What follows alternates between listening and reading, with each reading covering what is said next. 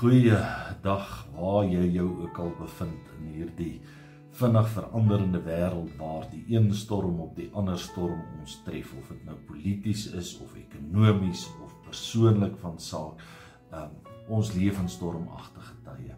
En Jesus praat in Johannes 16 in 'n stormagtige tyd. Alle hel bars in die volgende 48 uur rondom Jesus se lewe los. Hy word gearresteer, onregverdig verhoor, gegeesel, gemartel, aan 'n kruis vasgespijker, gespot en uitgelag.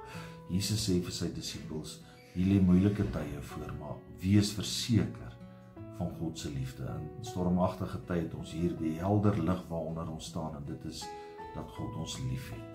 Die tweede ding wat hy vir hulle sê, in my sal julle vrede vind. Ons lees dit in Johannes 16, in my sal julle vrede vind. Eiro is die Griekse woordjie vir vrede wat vertaal moet word om tot rus te kom, om vrede te hê, om te kan getuig, dit is wel met my siel. Daar's 'n kalmte en vreugde in Jesus. In stormagtige tyd het ek hierdie anker in Jesus. En dan die laaste enetjie, en daar wil ek vir julle aanhaal, wat hier die Tsjechiese digter Václav Havel gesê. Hy sê, ek is nie 'n optimis, want ek is nie seker alles sal goed eindig nie. Ek is ook nie 'n pessimis nie, want ek is ook nie seker alles sal sleg eindig nie. Ek dra net hoop in my hart. 'n Lewe sonder hoop is 'n leer, nuttelose, vervelige lewe. Ek is dankbaar vir God wat vir my hierdie geskenk van hoop gegee het. En dan praat Jesus met sy disippels in vers 33 van hoofstuk 6, en dan sê hy, in hierdie wêreld sal julle dit moeilik hê, maar hou goeie moed, ek het die wêreld klaar oorwin.